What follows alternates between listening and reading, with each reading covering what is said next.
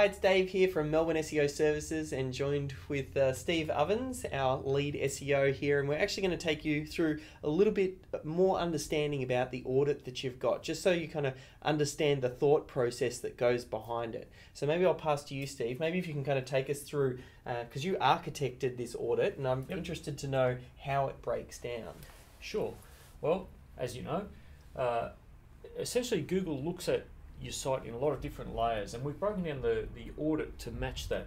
So we start off, we think of it as a pyramid, and we start off at the base of the pyramid looking at the structure of your site. So really what that's about is making sure that your site is technically set up correctly. It's amazing sometimes when we look at a site and the site can be fantastic in every other aspect, and somebody might have switched off a flag that says to Google, don't index this site. So you can have this great site and you're telling Google, whatever you do, don't index it, don't show anybody me in the search results. So that's a simple example of something that you can do at the site structure level.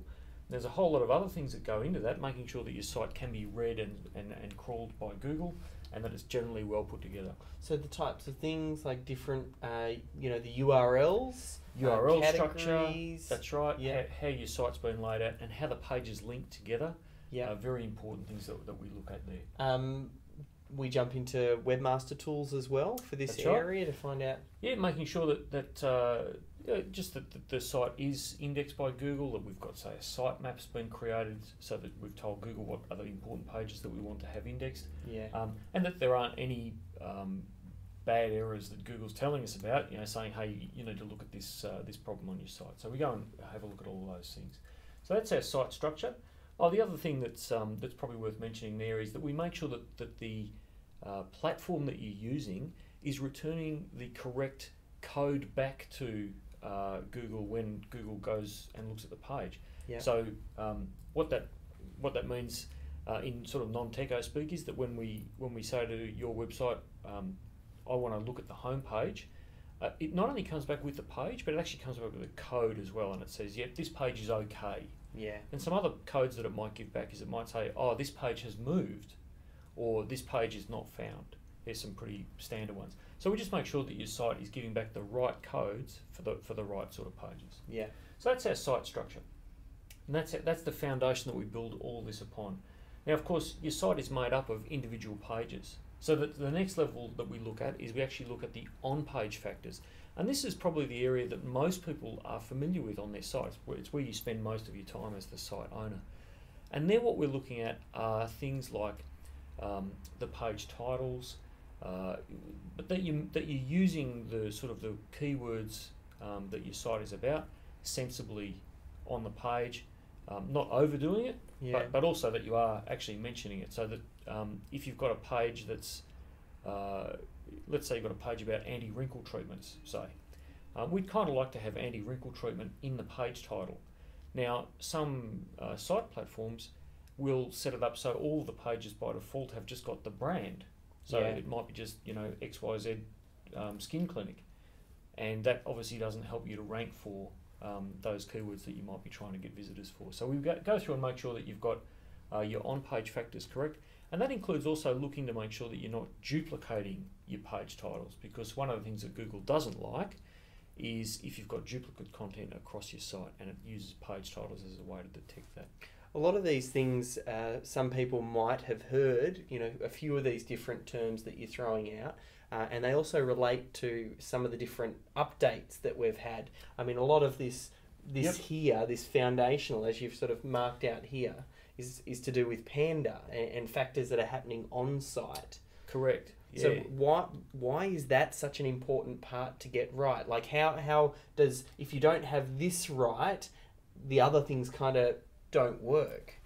Well, that's right. And in fact, so Panda, it's probably worth talking about that now. Panda is, as you say, that's a filter that Google has put in place to make sure that when they land somebody on a page, that it is actually a page that delivers a good user experience. So that's, and Google can measure that in a couple of different ways. First, they can look at the amount of content on the page and look at how much of that is text and how much of that is, say, ads, for example.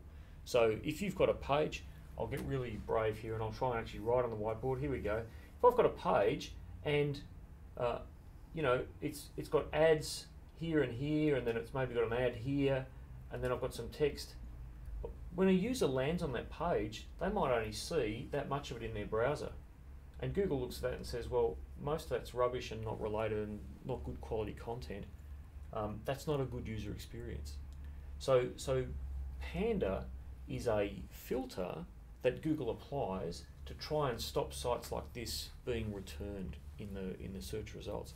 So the things that we look at, in addition to sort of classic SEO factors, are the things that Panda is looking for, which is that site speed, performance, those sorts of things. Which is really interesting, because when you go through your audit findings and you have a look, sometimes you'll see a listing of different things that you need to fix on your actual website, and you might be wondering, you know, I've got these big laundry list of things that need to be done. We've got the checklist to understand what Google's actually looking for, and we want to bring your website into line with Google's guidelines, giving it or following their best practice. And then what that does is that then enables the other components of SEO to actually start working, because it's very possible that your website's getting held back because you're not giving the best user experience, and ultimately that's what Google wants to deliver.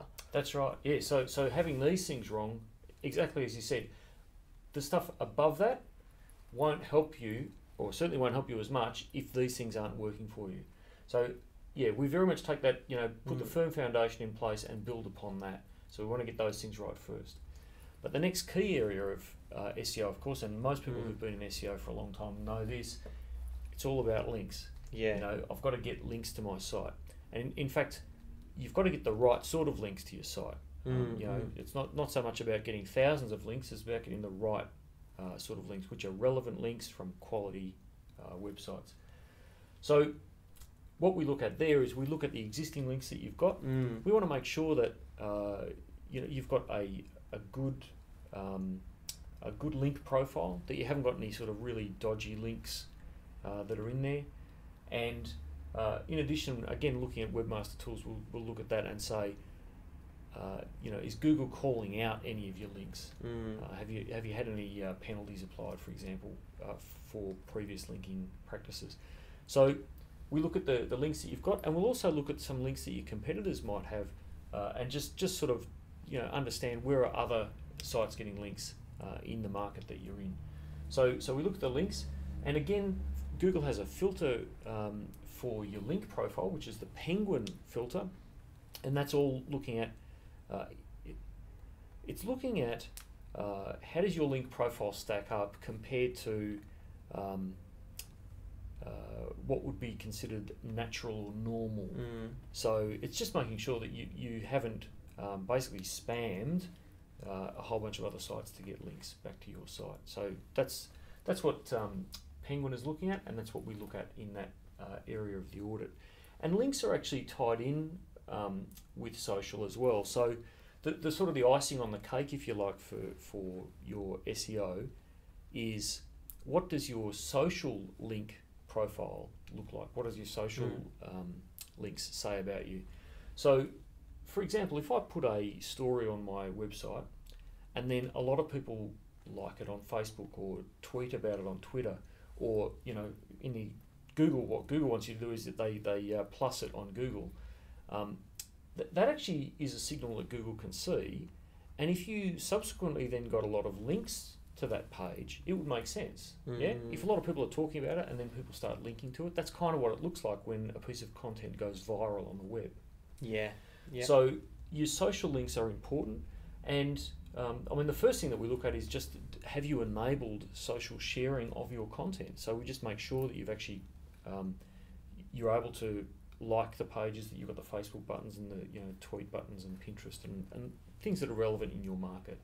And then we'll just look at your social links as well. I think we'll start to see this starting to rise in importance as well. It's something that we've talked about. Google's definitely really wanting to integrate this into their algorithm and make it an important factor.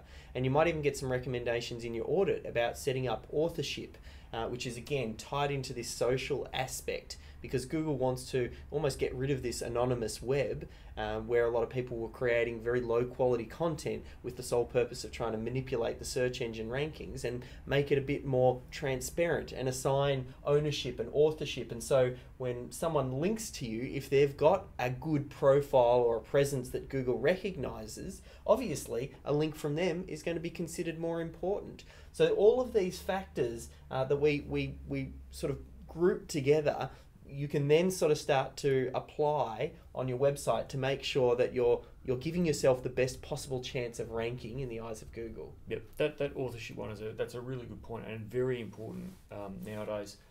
So we look at that as well. Just exactly. We want to make sure that you've got authorship set up and that you are tagging your content, because Google has actually, it's one of the very few things Google has explicitly said is that I can't remember the exact wording he used, but it was basically the penalty for being anonymous is that you'll be irrelevant. In other words, you won't show up in Google. So very important. Now, of course, having looked at about 193 things on our checklist now. Yeah. I mean, we didn't talk about penalties. Obviously, if you've got a penalty, then in looking at this, we'll see that there's a penalty. This is explicitly by Google that they penalised you. In fact, I mean, that's kind of where we start. One of the first things that we'll do is look at your analytics and see your your traffic graph coming through to the site, and we identify, with our tools, we can kind of line up when different updates happen to see if you've been hit with a specific update. If you have, that gives us indications on where to channel in or narrow in and really dive deep in on some of these areas. That said though, for your audit, we still go through, every audit process is the same. It's very detailed, very system orientated with this checklist that we're following. And that kind of leads to the result. So out of this quite detailed process that we go through, you then end up with a prioritised action plan. So, we're a very results-oriented company, and, we want to make sure that you don't just get, here's 73 things that you need to fix. And one of them is fix the copyright date on the bottom of your pages, and the other one is turn off the flag that's telling Google to stop indexing your site, and you don't know which one to do first.